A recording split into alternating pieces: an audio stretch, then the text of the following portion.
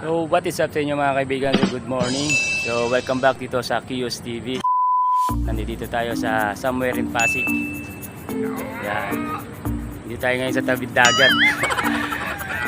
So ito, dala natin yung isang warrior natin mga kaibigan. So itotos natin siya ngayon kasi kahapon so cancel yung training sa club. Kaya naisipan ko na dali na lang dito sa trabaho, hindi pag out. Tsaka na lang natin siya i-release, no? So ngayon na natin siya i-release mga kaibigan. So dito nga natin siya i-release, no?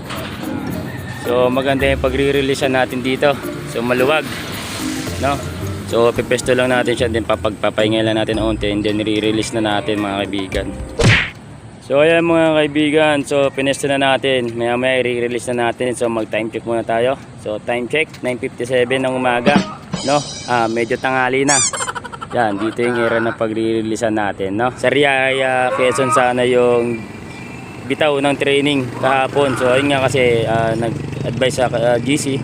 So cancel na, kaya naisipan ko na lang na dalhin siya, and then tayo na lang magtutos. Ayan. So na-check ko na kung ilang kilometer air distance simula dun sa loop natin hanggang dito sa pagbibitawan natin. So nasa ano siya? Mahigit 17 kilometer lang naman siya mga kaibigan. So kasi from Rizal hanggang dito sa Pasig. So ano lang to, somewhere in Pasig lang to. Ito sa Pineda, yan. Ayun yung tulay na bagong tulay na Santa Monica Kalayaan Bridge, yung bagong paggawa ni Tatay Digo. Tara, i-release na natin ito mga kaibigan. Let's go!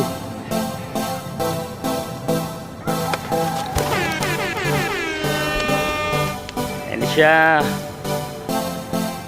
Ayan na. Nag-diretso na. Ayan siya.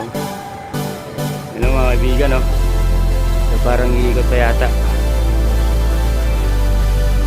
Yan.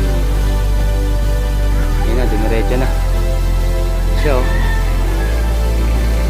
nakita niyo pa ba mga kaibigan? So ayan, medyo umiikot pa. Hindi pa rumigta pa uwi sa atin. Pero yung way niya papunta na doon. Yan, medyo malayo na. Ayan mga kaibigan, so nandito na tayo sa bahay. Kakarating lang natin. At yung wires nga natin is nandito na, no? So ayan, papakita ko sa inyo. So ayan siya mga kaibigan. So nakauwi naman siya, no? Salamat. At nakauwi siya. No, ayan. So kasi yung mga hagis namin is pa-south pero bandang kaliwa. Pero yung pinagbitawan natin sa kanya is kinanan natin mga kaibigan. Kinanin, no? So ayan, kaya salamat at nakauwi pa rin siya. No, so ayun lang mga kaibigan. So maraming salamat sa mga nanonood ng vlog natin, at maraming salamat sa mga sumusuporta sa Kios Love TV. And don't forget to like and follow nyo na yung ating Facebook page. So peace out.